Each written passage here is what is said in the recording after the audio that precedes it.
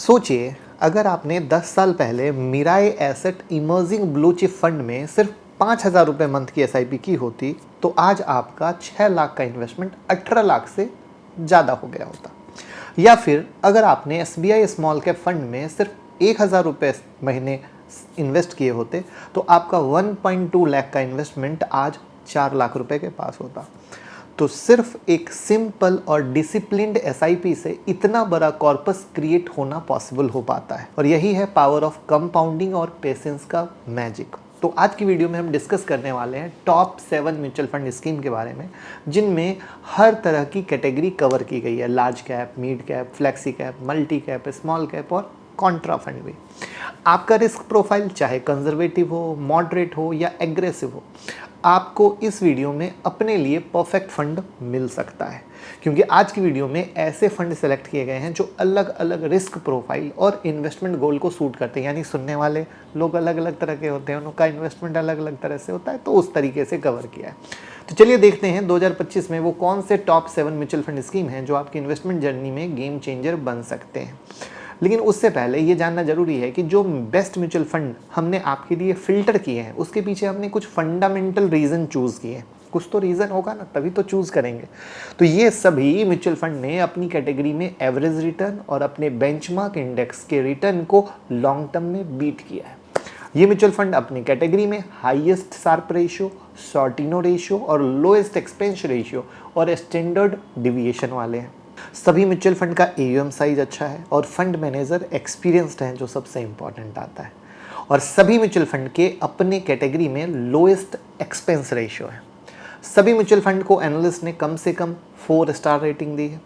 सभी mutual fund में कोई लॉक इन पीरियड नहीं है, लेकिन अगर आप इनमें 1 साल के अंदर एग्जिट करते हो सकता है कि आपका 1% एग्जिट लोड की पेनाल्टी भी लगे।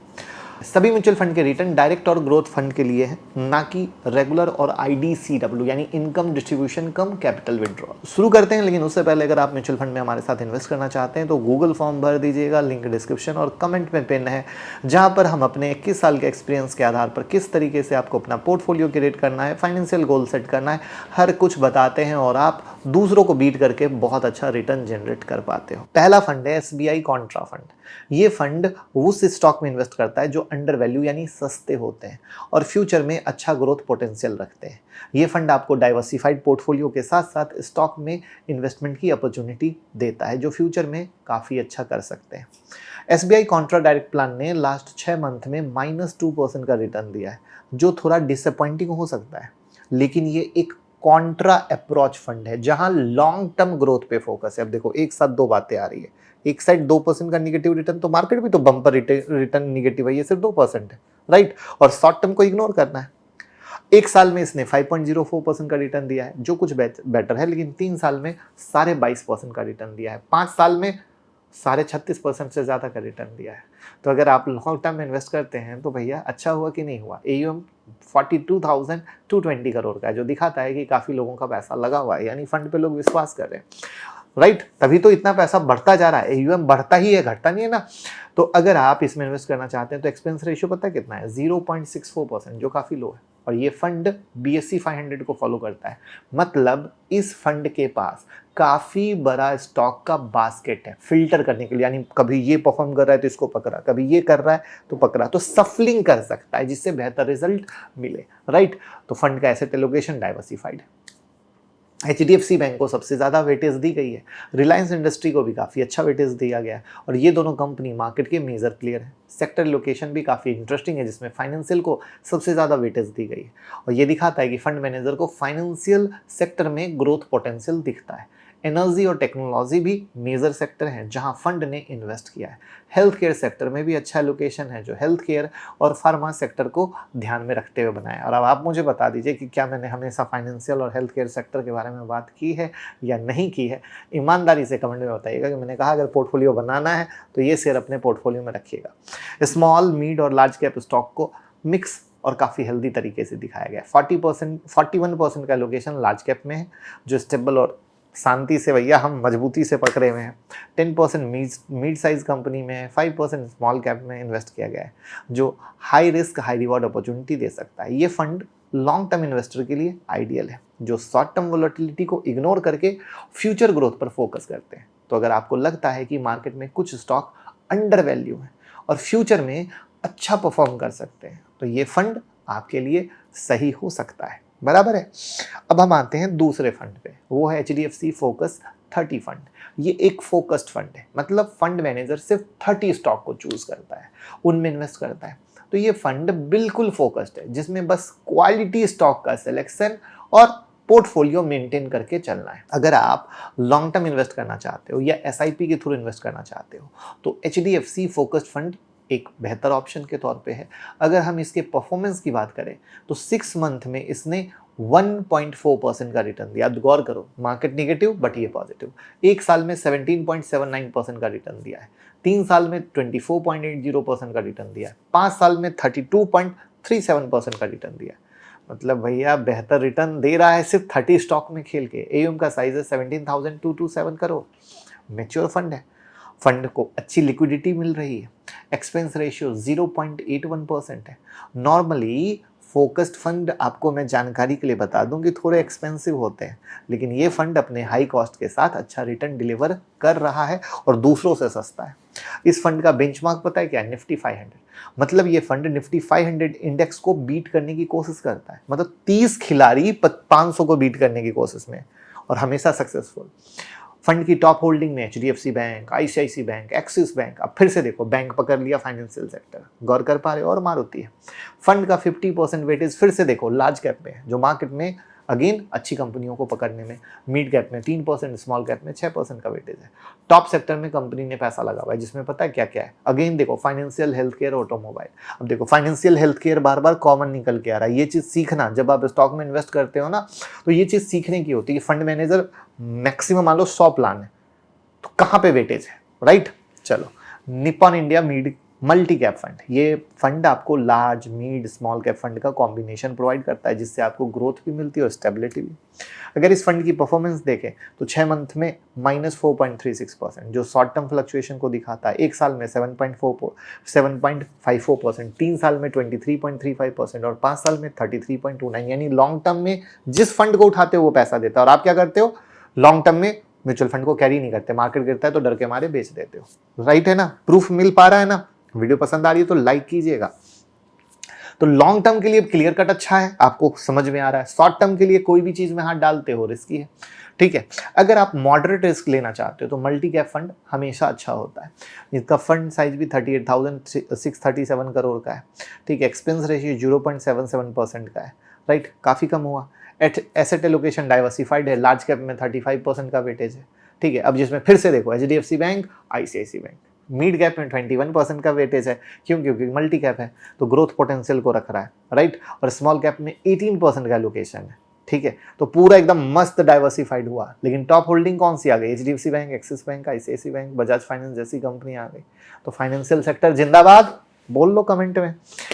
तो आपने अभी तक 3 देखे हैं, 3 अलग अलग मैदान के खिलाड़ी, और तीनों खिलाड़ियों के पास फाइनेंशियल तो भैया परा ही है, और साथ में 2 में तो हेल्थ केयर भी आया। अभी इसमें हेल्थ केयर है या नहीं है वो मैं अभी देखता हूँ।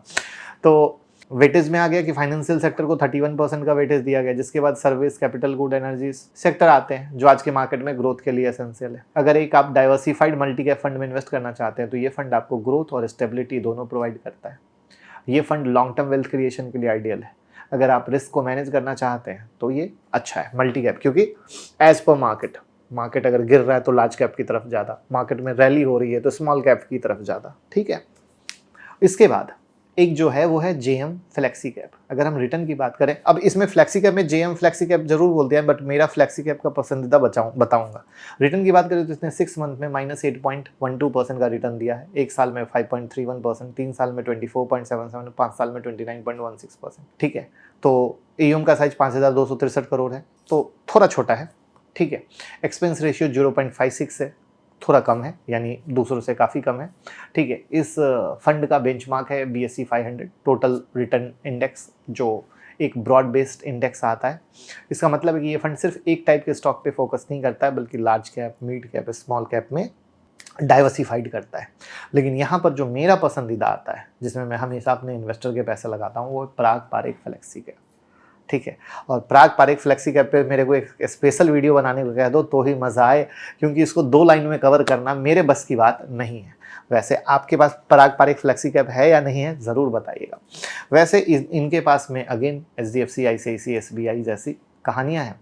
और वेटेज की बात करें तो लार्ज कैप 45% है, मिड कैप का वेटेज 13% है और स्मॉल कैप में वेटेज 15% का है, ठीक है ना। नेक्स्ट है Motilal Oswal mid cap fund. 6 महीने का रिटर्न -10% का है। इसके अलावा मार्केट में तो निगेटिविटी है, तो स्मॉल कैप मिड कैप की धज्जी उड़ी है, तो यहाँ पर फंड हाउस के भी तो निगेटिव आएंगे ना।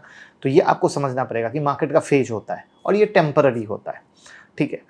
लार्ज कैप क्या होते हैं, गिरावट में कहीं ना कहीं स्टेबल रहने की कोशिश करते हैं, और मिड कैप से ज़्यादा धज्जी उड़ती है किसकी, स्मॉल कैप की उड़ती है, ठीक है ना। क्योंकि क्या होता है, जो लोग खुद से म्यूचुअल फंड में इन्वेस्ट करते हैं उन्हें ये समझ में नहीं आता है। Due to that reason market की गिरावट में जो आप लोग सुनते हो ना एसआईपी बंद हो रही है, वो ऐसे लोगों की सबसे ज़्यादा होती है, क्योंकि तेज़ी में सिर्फ वो सुनकर पैसा लगा देते हैं और मंदी में भी उनको कोई गाइड करने वाला नहीं रहता है, तो वो अपनी म्यूचुअल फंड की एसआईपी को बंद कर सकते हैं, ठीक है। तो यहाँ पर मैंने बता ही दिया कि क्या कहानी है। अगर हम मोतीलाल ओसवाल के 3 साल के रिटर्न को देखें तो 27.60% का रिटर्न और 5 साल में 38.27% का रिटर्न दिया है। तो लॉन्ग टर्म अगेन फिर से देख लो, मतलब स्मॉल कैप मिड कैप में डरते हो ना, तो लॉन्ग टर्म में कैसे रिटर्न बन रहा है। तो इस फंड की सबसे अच्छी बात यह है कि फंड ने अपनी मिड कैप कैटेगरी में हमेशा मिड कैप रिटर्न को बीट किया है। ये बड़ी प्यारी चीज़ है, ठीक है ना।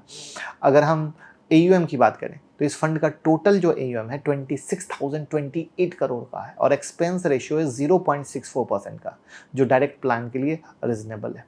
ये फंड निफ्टी मिड कैप 150 को फॉलो करता है और मिड कैप स्टॉक का बेंचमार्क भी है, ठीक है। फंड के एलोकेशन में जाओ तो परसिस्टेंट सिस्टम, कोफोर्ज, कल्याण ज्वेलर्स, पॉलीकैब, ट्रेंट जैसे नाम है, जिसमें कंट्रोवर्सी भी मची थी, अगर आपको पता हो तो, ठीक है। तो सेक्टर की बात करें तो IT सेक्टर में इनका वेटेज है, उसके बाद कैपिटल गुड और कंज्यूमर जैसे सेक्टर में इनका फोकस है। नेक्स्ट है टाटा का स्मॉल कैप फंड। इस फंड ने पिछले 6 महीने में -12.65% का निगेटिव रिटर्न दिया। अब देखो, मैंने फिर से बोला था ना स्मॉल कैप का ज़्यादा होगा, ज़्यादा निकल के आ गया। और 1 साल में 4.27% का रिटर्न, 3 साल में 21.80 का रिटर्न और 5 साल में 36.92% का रिटर्न है, ठीक है। AUM का साइज 9,203 करोड़ है, तो छोटा फंड है, ठीक है। इस बात का ध्यान रखिएगा। एक्सपेंस रेशियो 0.3 है और बेंचमार्क की बात करें तो निफ्टी स्मॉल कैप 250 इंडेक्स को बीट करता है। इस फंड की टॉप होल्डिंग में देखें तो सुदर्शन केमिकल को ज़्यादा वेटेज दी गई है, जो एक अच्छी केमिकल कंपनी है। फिर Godrej industry, BSF India, IDFC first bank को भी वेटेज दिया गया है। अगर एलोकेशन की तरफ जाते हैं तो लार्ज कैप में तो आ ही नहीं सकता, स्मॉल कैप की कंपनी है, ठीक है। स्मॉल कैप फोकस्ड है, इसलिए स्मॉल जो साइज़ की कंपनी है उस पर इनका ज़्यादा फोकस है, जिसमें मिड साइज कंपनियों पर सिर्फ 8% का और स्मॉल कैप कंपनियों पर 64% का फोकस है। और सबसे ज़्यादा focus material sector, chemical services, health care में निकल के आता है, जो आज के टाइम में काफ़ी प्रॉमिसिंग सेक्टर है। तो आपने क्या देखा, अगर इतने सारे को देखें तो हमने सारे कवर किए, आपको सारा बताया। तो आपने पहला चीज़ ये सीखा कि मार्केट गिरावट में हर सेक्टर गिरता है। जो लार्ज कैप के हैं वो कम गिरते हैं, स्मॉल कैप मिड कैप की ज़्यादा पिटाई होती है। कॉन्ट्रा वाले आपको लॉन्ग टर्म में अच्छा देते हैं, फ्लेक्सी वाले आपको लॉन्ग टर्म में अच्छा देते हैं, मल्टी कैप आपके लिए सेफ्टी हो जाता है। लेकिन अगर आप इससे आइडिया लेना चाहते हैं कि मुझे स्टॉक में कहाँ जाना है, तो आप इतने सारे फंड को देखकर ये समझ रहे हो कि अभी म्यूचुअल फंड हाउस का पूरा दिमाग और पूरा ध्यान financial sector, health care sector और कंज्यूमर सेक्टर पर है। अब हम बात करते हैं लार्ज कैप की, तो Nippon India large cap fund, ठीक है। अब लार्ज कैप आते ही क्या हो गया, मॉडरेट रिस्क हो गया, राइट। जिनको रिस्क नहीं लेना है, स्टेबिलिटी है, लॉन्ग टर्म है, उनकी उम्र हो गई नहीं भैया मेरे को मार्केट की वोलेटिलिटी में नहीं जाना है, तो वहाँ पर तो ये चीज़ अच्छी होती है। अभी हम देख लेंगे इस फंड ने पिछले 6 महीने में -1.25% का रिटर्न दिया, जो मैंने आपको बताया। देखो मार्केट की गिरावट में ज़्यादा गिरा नहीं, तो अब जिनको रिस्क नहीं लेना उनका तो टेंशन नहीं हुआ ना, वो तो कहेंगे मेरा तो 1% गिरा है, राइट। 1 साल में 8.92% का रिटर्न दिया, 3 साल में 20.82% का रिटर्न दिया, तो हुआ ना, लॉन्ग टर्म में खुश हो गए लोग, मुझे अच्छा मिल रहा है।